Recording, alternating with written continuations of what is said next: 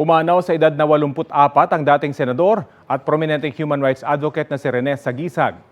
Inanunsyo yan ng pamilya na ngayong umaga sa Facebook post ng anak niyang si Attorney Rebo Sagisag. Ayon sa pamilya, Sagisag sa gitna ng kanilang pagdadalamhati ay inaalala nila ang naging legacy ng dating senador bilang isang public servant at ang hindi matatawarang commitment niya sa hustisya, katotohanan at demokrasya. Hiling ng pamilya, mabigyan muna sila ng privacy sa kanilang pagdadalamhati. Mag-aanunsyo sila ng mga detalye ng burol ng dating senador.